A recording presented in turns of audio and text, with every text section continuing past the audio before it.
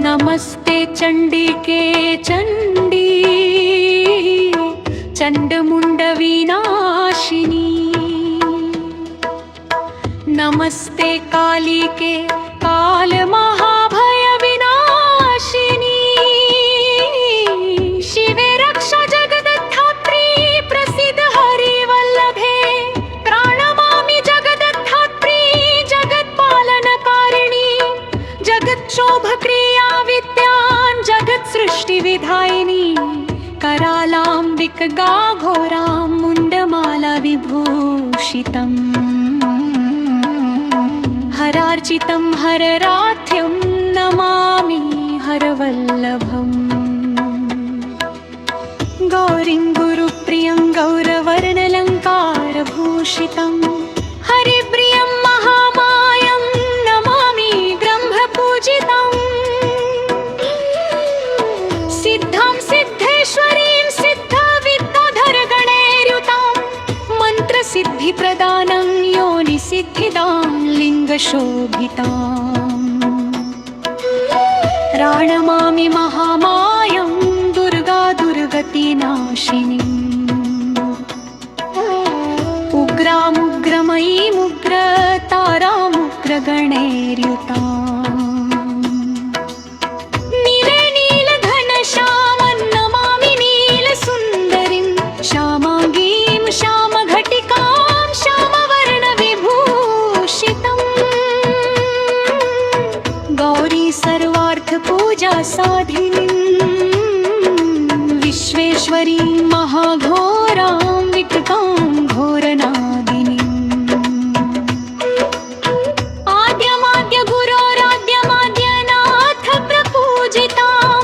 श्रीदुर्गां धनदमन्नपूर्णां पद्मासुरेश्वरीम्।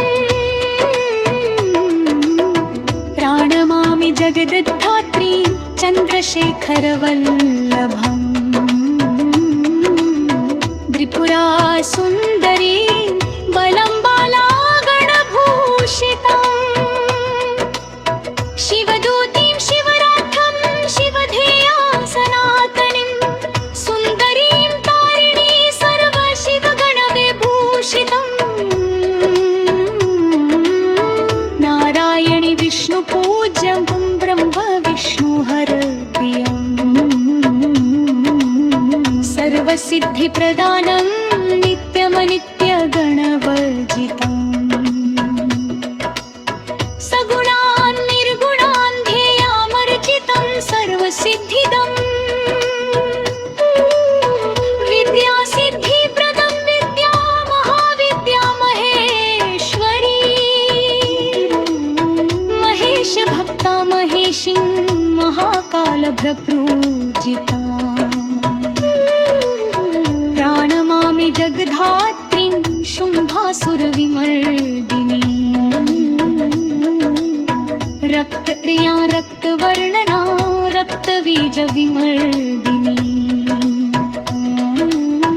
भैरवीं भुवनादेवीं लोलजीवां सुरेश्वरी।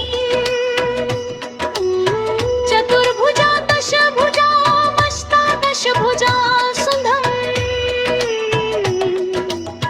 त्रिपुरेशी विश्वनाथ प्रियं विश्वेश्वरी शिवम्। अट्टहासमट्टहास प्रियं धूम्रविनाशी। कमलाञ्छिन्नमस्तां च मातङ्गीं सुरसुन्दरी। षोडशीं विजयां भीमां धुर्लां च बगलामुखी। सर्वसिद्धिप्रदानं सर्वविद्या मन्त्रविशोधिनी। प्रणमामि जगत्तारं सारं मन्त्रसिद्धये।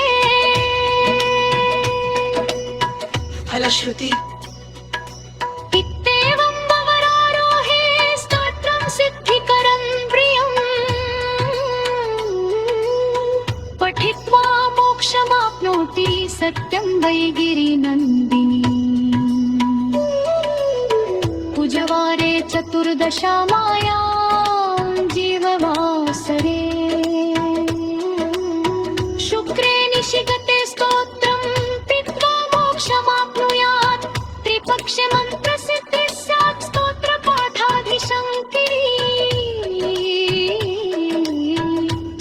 चतुर्दशानिशा भागे शनि भौमदिने तथा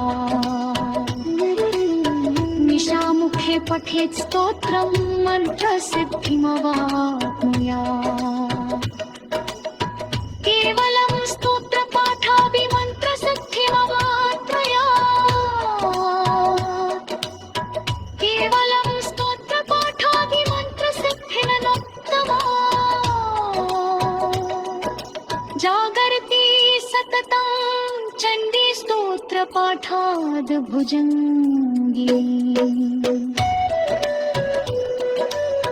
श्रीमुण्डमाला तन्त्रे एकादश पटले महाविद्यासौख्यम्